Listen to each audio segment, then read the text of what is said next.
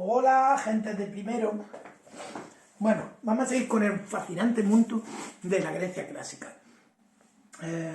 Habíamos visto cómo eran un poco las polis, habíamos visto cómo eran un poco, a grosso modo los sistemas de gobierno, y hoy vamos a ver vamos a analizar la democracia ateniense. Se nos plantea la pregunta: ¿era democrática la democracia ateniense? Un poco redundante, pero bueno, ya está. ¿Era realmente democrático el sistema ateniense de gobierno? Pues lo vamos a ver en este apartado. Tenía que poner una sintonía o algo, ¿verdad? Alguna cosilla. Luego me buscaré algo. Si no, pongo un cassette, un radio cassette por aquí o lo que sea. Bueno, vamos a ver primero las instituciones de gobierno. ¿Qué instituciones de gobierno tenían los ciudadanos a participar? Pues había una gran asamblea, ahí podían participar los ciudadanos, estaban todos los ciudadanos representados, luego en los tribunales también, y luego en el gobierno de la ciudad. En esta época es la primera vez que empieza a dársele sueldo a los cargos públicos. ¿Por qué? Porque si no, los ciudadanos que eran menos pudientes no podían dedicarse a la política. En principio solo se podían dedicar a la política por los que tenían el dinero suficiente pues para dedicarse a ella.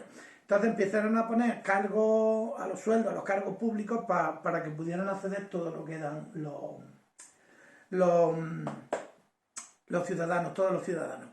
¿Cómo hacían en la asamblea? En la asamblea, aquí tenéis un dibujo, pero yo he buscado una foto que es mucho más, quedarse con alguna palabra como clepsidra. En la colina Nix, esta es la de Atenas. Ahí se subían los oradores a decir su discurso, igual que sale ahora no sé si lo habéis visto, sobre todo estos días que están en el Parlamento y eso, en el Congreso, que se suben a una tribuna y hablan. Allí tienen un atril y todas las cosas. Pues antes se subían ahí, en la colina Nix, se subían y ahí es donde escuchaban todos los ciudadanos en la asamblea y donde eso. Y la clepsidra era esto de aquí que vamos a ver después uno. ¿Qué era? Pues un reloj de agua. Eran dos vasijas, una arriba y otra abajo, que estaba llena de agua, porque cada uno tenía un tiempo para exponer su idea.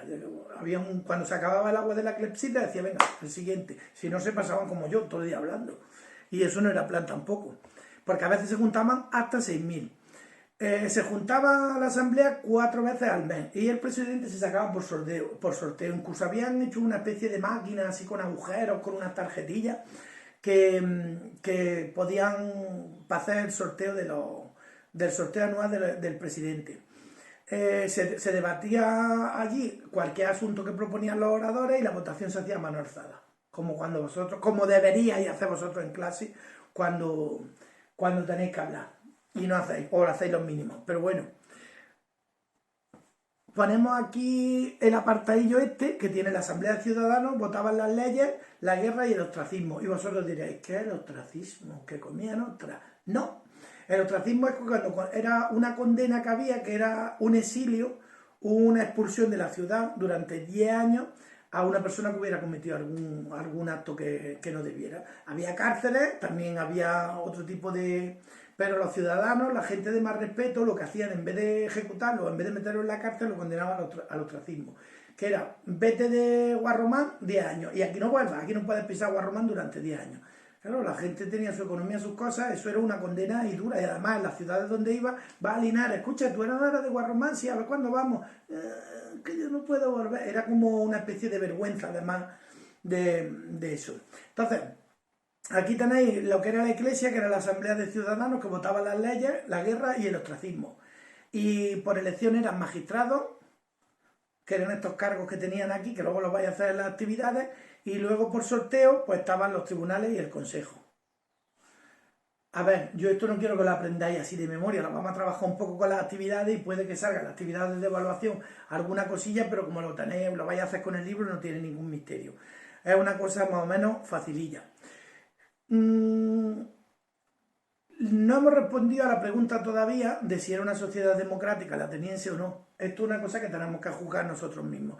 ¿Quién eran los que participaban en la política? Hemos dicho que eran los ciudadanos. Los ciudadanos, ¿qué requisitos tenía que tener ciudadanos? Pues eran hijos de padre y madre atenienses. Tenían que ser hijos de padre y madre atenienses. Tenían derecho a votar y a ser elegidos como un cargo público. Y defendían la ciudad en tiempos de guerra. Pagaron su propio equipo militar. Vamos a ver. Entonces, padre y madre atenienses tenían derecho a votar y a ser elegidos. Ahora cobraban un sueldo, pero defender la ciudad en tiempos de guerra y pagar su propio equipo militar no tenían acceso tampoco todos. Eso eran los ciudadanos. ¿Quién no eran ciudadanos? Pues veréis, no eran ciudadanos, vais a flipar, las mujeres. No eran consideradas ciudadanos. Las mujeres vivían recluidas en sus hogares, había incluso una zona de la casa que se llamaba gineceo, que era la zona donde estaban ellas, los maridos iban a hacer tratos de política o comercial o lo que sea a la zona de la casa donde no podían estar las mujeres, ya tenían su propia zona y se dedicaban a la vida doméstica. Según la riqueza que tuvieran, pues hacían más o menos cosas, hay algunas que tenían criados, que tenían de todo, pero solo se ocupaban de la... No tenían vida pública, ni vida política, ni vida... Y la vida social era siempre con su marido. No tenían derecho a voto y tampoco participaban en la vida política. O sea, ya nos hemos quitado un tajo en una democracia a la mitad de la población, pero de un tajo. Luego tenemos los metecos, que esta palabra me hace mucha gracia. ¿Quién eran los metecos? Pues eran los hijos de los atenienses, no eran hijos de atenienses y se consideraban extranjeros. O sea, todos los que no eran de Atenas o todos los que tenían un padre o una madre que no eran de Atenas. Pagaban impuestos, pero no podían participar en la política. Muchos de ellos eran comerciantes. Y podían formar parte del ejército, pero nunca en puestos de mando. O sea, tenían algunos derechos, pero... Y el último eslabón de la cadena que tenemos son los esclavos, que eran propiedad de otra persona y no tenían ningún derecho. O iba a decir, eran como un animal, pero es que tenían menos derechos que los animales. Vamos, que los animales ahora. Era decir, como ahora cuando tienes un gato, no porque tú ahora un gato tienes derecho, tú al gato no lo puedes coger ahora del rabo y... ¿Me entiendes? No porque te denuncian. En aquella época tú podías acabar con la vida de tu esclavo si no te iba bien o venderlo. Era una propiedad, era como un objeto, exactamente igual que un objeto. Es difícil de entender para nosotros, pero no era la única sociedad que tenía esclavos. En la antigüedad todo, de hecho el sistema esclavista era toda la antigüedad. En Roma también existía. Algunos de ellos trabajaban en condiciones muy duras en las minas y otros en cambio pues estaban como yo dándole clases a su hijo. Había un poquillo de todo, había también niveles en los esclavos, pero a fin de cuentas derechos cero. En este gráfico se ve bastante bien. Las mujeres y los niños representan el 40%, los metecos alrededor de un 15% y los esclavos un 35%. ¿Había una democracia donde participaban todos los ciudadanos? Sí. ¿Quién eran todos los ciudadanos? El 10% de la población.